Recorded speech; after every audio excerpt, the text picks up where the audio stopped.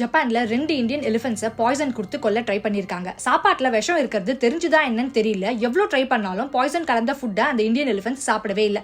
எப்படியாவது அந்த யானைகளை கொல்லணும் அப்படின்னு கடைசி வரைக்கும் சாப்பாடே போடாம பசிலேயே சாகடிச்சிட்டாங்க. வேர்ல்டு வார் 2 அப்ப அமெரிக்கா ஜப்பான் மேல பாம்பு வீசி டோக்கியோ அசாகுசான்னு எல்லாமே அழிஞ்சிட்டு இருந்தப்ப ஜூல இருக்க அனிமல்ஸ் தப்பிச்சா பொதுமக்களுக்கு இன்னும் ஆபத்து அப்படின்னு ஜூல இருந்த மத்த டேஞ்சரஸான அனிமல்ஸ்க்கு எல்லாம் பாய்சன் கொடுத்து சாகடிச்சிட்டு இருந்தாங்க. இதுல கொடுமையான விஷயம் என்னன்னா, பசியில இருந்த ஒரு இந்தியன் எலிஃபென்ட் மட்டும் ஏதாச்சும் வித்த காமிச்சா சாப்பாடு எப்பவும் போல கொடுப்பாங்கன்னு கடைசி வரைக்கும் அதை நம்பி வித்த காமிச்சே இறந்து போச்சான். டோக்கியோல இருந்த குழந்தைங்க எல்லாருமே இந்த இந்தியன் எலிஃபென்ட்ஸ் ரொம்ப மிஸ் பண்ணதால இந்தியன் பிரைம் மினிஸ்டர் நேருக்கு இன்னொரு எலிஃபென்ட் அனுப்ப சொல்லி லெட்டர் அனுப்பினதால மைசூர்ல இருந்து ஒரு யானையை ஜப்பானுக்கு அனுப்பியிருக்காங்க. மைசூர்ல இருந்து வந்ததால அந்த யானைக்கு கன்னட மொழி மட்டுமே தெரியுங்கிறதால யானையை பாத்துக்கிற அந்த ஜாப்பனீஸ் பீப்பிள் கன்னட மொழியெல்லாம் கத்துட்டு இருக்காங்க. பொதுவா போர் அப்படிங்கிறது எவ்வளவு கொடுமையான விஷயம் அப்படின்னு ஜப்பான்ல ஒரு சில்ட்ரன்ஸ் புக்ல இந்த யானையை பத்தின கொடூரமான சம்பவத்தை பதிவு பண்ணிருக்காங்க. ஜூ அப்படிங்கிறது அனிமல்ஸை சேஃபா வச்சுக்கிறதுக்கும் அப்புறம் இந்த என்டேஞ்சர்ட் ஸ்பீஷியஸை பாதுகாப்பா வச்சுக்கிறதுக்கு அப்படின்னு நிறைய ரீசன்ஸ் இருந்தாலும் ஜூல அடைக்கப்பட்ட அனிமல்ஸ் கோ த்ரூ பண்ற ஸ்ட்ரெஸ்லாம் ரொம்ப கொடுமையான விஷயம் தான். பொதுவா ஜூல நல்லதை விட கெட்டது அதிகமா இல்ல நம்ம சுயநலத்துக்காக மட்டும்தான் ஜூவா?